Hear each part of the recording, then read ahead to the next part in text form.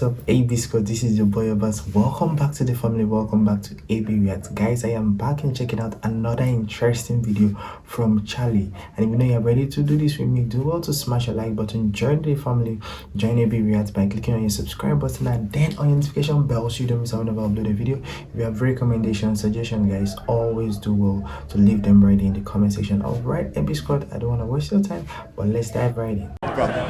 Hey Charlie, how's it going? Hey, we got the Harris Wall sticker. Welcome up. Real quick, I just want to say that I heavily agree with what you said about neutrality in the classroom. I think that's a brilliant standpoint, and I, as an ed major, I agree with that.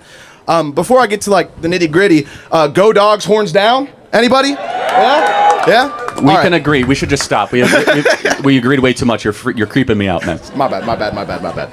So I'm going to talk about some gun control stuff. Do you mind if I give you some statistics first? Yeah, fine. All right, awesome. So in the United Kingdom, there was the Dunblane Massacre in March 13, 1996. It was a school shooting. 17 people were killed, 15 were injured. Following that massacre, it is probably the biggest massacre in UK history, involving schools specifically.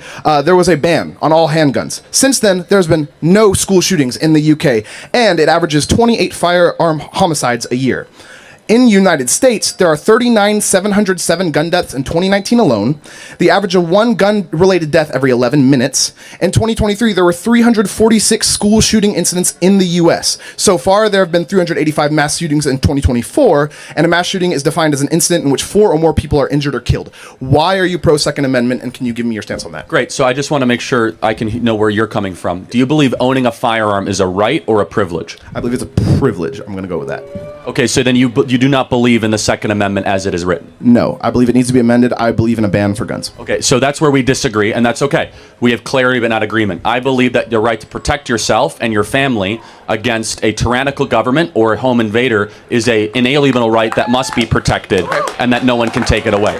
Now, and that's okay, we have clarity on that. Now, let's go through why I believe that and some clarifying statistics. Yeah. Everything you said is true, but one part of it is misleading. Is that, yes, there are about 30,000 gun deaths a year, or death by firearm, but 2/3 of them are death by suicide. Yes. Right? So it's a little misleading to say 30,000 or even every 11 minutes. And so there's some people that say, well, it's easier to commit suicide if you have a gun in the house. You and I would both agree, though, that if someone is committing suicide with a firearm, there's other underlying issues. The firearm is secondary. Absolutely. Okay, so that's a reason. Thank you for agreeing with that. Yes. Okay, so therefore, that gives you about 10,000 gun deaths a year. The vast majority of those are gang-related in about 10 cities across the country. Not excusing it, but there's other underlying factors associated with it. Now, let's get into what our position is, those of us that believe in the Second Amendment. We fully acknowledge that when you have liberty, that you're going to have sometimes undesirable outcomes. For example, there are 50,000 people a year that die in auto fatalities, and it's tragic. However, no reasonable person would come up to the mic and say, let's ban driving. True. The one thing I disagree with, though, is that the primary intention of a firearm is to kill something. Well, not necessarily. That's interesting. The primary intention of a firearm is actually to protect what you love. The primary intention... I disagree with that, but... That's okay. So let's actually... The firearm is a technology or a tool that is actually intention neutral. Right? So a firearm could be used for sharpshooting, or it could be used for a massacre. No different than a kitchen knife can be used for cook a beautiful meal, or to, murder somebody. So it's a piece of technology, albeit it makes killing easier, but it in itself is not inherently what you might think it is. Now, let me just finish the point, though, is that we as enthusiasts for the Second Amendment acknowledge that in a free society, people are going to do bad things and dumb things, but there is a price to liberty. And this is a mature viewpoint that we lost during COVID. During COVID, as a country, we said, we don't want liberty, we want safety. And everybody stay at home 15 days to slow the spread. And how many of you guys wanted the lockdowns to end after like 2 weeks, right? And so what we get at, though, with firearms is that we acknowledge that there will be unnecessary deaths. We acknowledge that we want to try to limit those. We could talk about that. Yeah. But in a culture that believes that owning a firearm is a right, not a privilege, our goal should be about limiting the suffering, but acknowledging that you're not going to get rid of it completely. It's a different viewpoint than the European model. The final point I'll say is, why do you think we believe it's a right? It's because we believe that, God forbid, if the government ever becomes tyrannical, we need an ability to defend ourselves against a tyrannical government. So please, You need to do research before you come out to say anything with Charlie Kirk. This guy is actually saying the truth, and he actually confirmed that everything he actually said, the statistics he gave, were very, very true. your thoughts on this? Yes, absolutely. So there's two things I want to touch on. The first is being the context of the Second Amendment during its creation. Obviously, the Constitution was written in 1776. It was 1787, and the Bill of Rights was 1791, but that's okay. Yeah. Anyways, so back then, the average, an experienced shooter on a musket could fire 3 shots a minute. All right, on average, it took 30 seconds to fire 1 shot. Modern day AR-15s, traditionally, if it's a stock model, holds about 30 rounds in a magazine.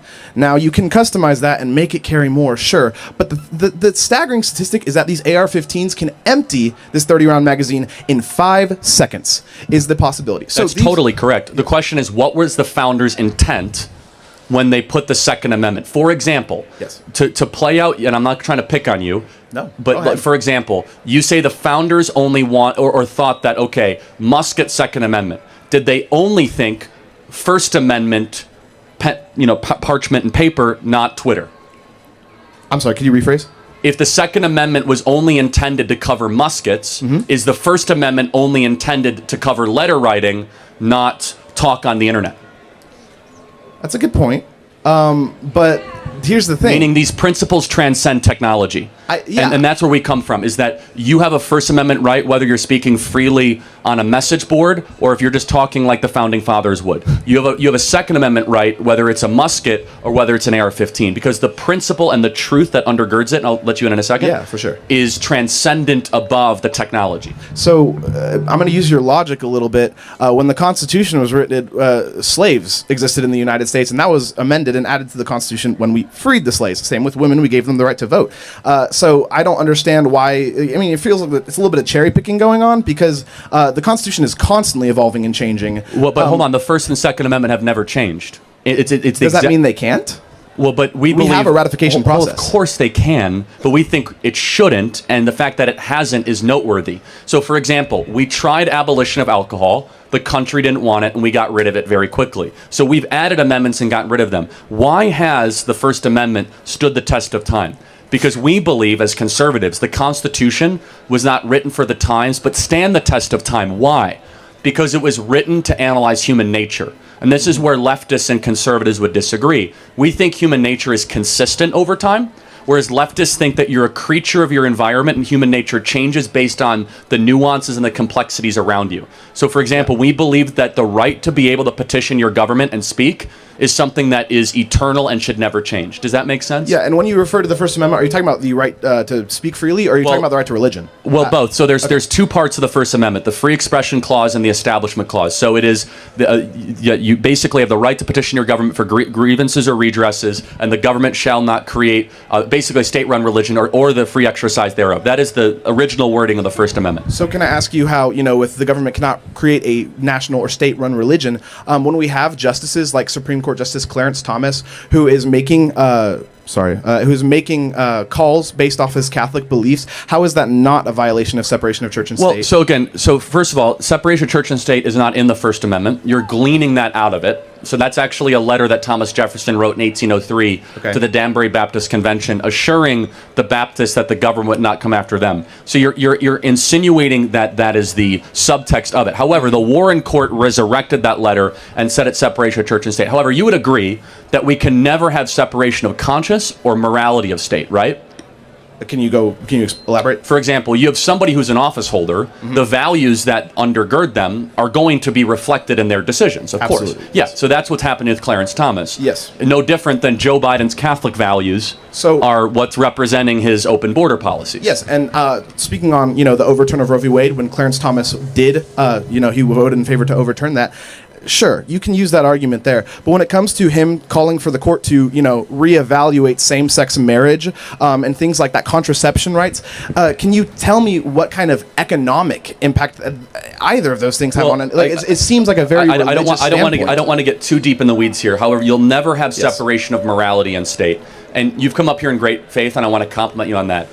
You are wearing a Harris Wall sticker. Yes. Just one question. Can you tell me her greatest accomplishment? Absolutely. So I think that Biden-Harris administration was in an unfortunate position when they came into office. It was, around the height of the COVID pandemic. And I wish I had exact numbers for you right now. I should have done more research on that. But the inflation rate has gone down since the height of COVID to now. And Donald Trump's, one of his biggest policies is imposing tariffs, right? Does anyone have the numbers? First of all, let me just ask, do you guys feel inflation has come down at all?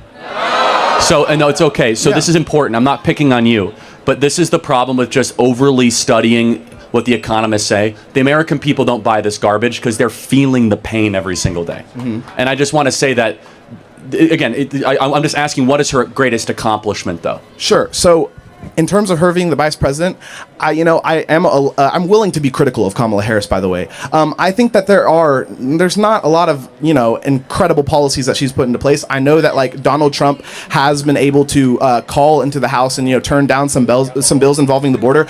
But I will say why I want to vote for Harris for president, because she has promised things like the child tax credit. And it seems like to me, like she's trying to do things in order to support these young mothers that are being forced into this scenario to give birth to children that they can't either support or they weren't ready for or they don't want. So the overturn of Roe v. Wade might ban abortions, and it's about what can we do, since Georgia, for example, up until Amber Thurman had a total ban on abortion. What can we do to support those?